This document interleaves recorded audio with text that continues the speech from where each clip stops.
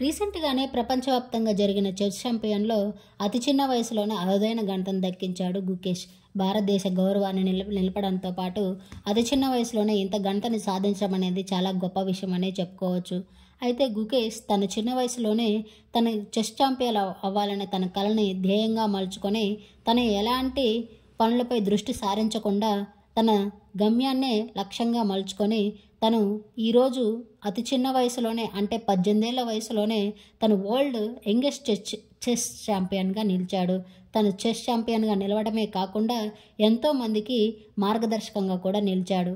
అయితే గుకేష్కి కేంద్ర ప్రభుత్వం నుంచే కాకుండా ఎంతోమంది సెలబ్రిటీస్ నుంచి కూడా అతనికి ప్రశంసలు దక్కడంతో పాటు రీసెంట్గానే నరేంద్ర మోడీ గారు కూడా ఆ గుకేష్ని అభినందించడంతో పాటు తనకు ఒక చెస్ బోర్డును కూడా బహుమతించారు. అయితే తమిళనాడులో యాక్టర్స్ అంతా గుకేష్ని అభినందించడంతో పాటు తమ ఇళ్ళకి పిలిచి గుకేష్తో టైం స్పెండ్ చేస్తూ తనని ప్రోత్సహిస్తూ ఉన్నారు ఇంకా జీవితంలో ఎదగాలంటూ. అయితే రీసెంట్గానే తమిళ నటుడైన శివకార్తికేయన్ గారు గుకేష్ని ఇంటికి పిలిచి తన పేరెంట్స్తో కొంత సమయాన్ని కేటాయించి తనకి ఒక మంచి బహుమతిని కూడా అందజేశారు.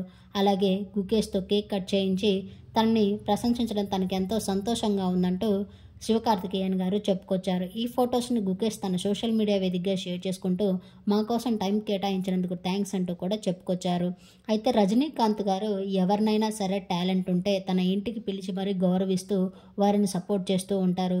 చిన్న హీరోస్ దగ్గర నుంచి పెద్ద హీరోస్ వరకు ఆయన ప్రతి ఒక్కరిని అభినందించడంలో పెద్ద మనసు చాటుకుంటాడనే చెప్పుకోవాలి.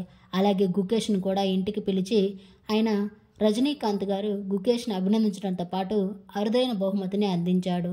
అయితే తను ఎంతగానో భక్తిగా భావించే ఒక పుస్తకాన్ని బహుమతిగా అందించారు. అయితే ఈ పుస్తకం ఇలాంటి పుస్తకం చాలా అరుదైన పుస్తకం.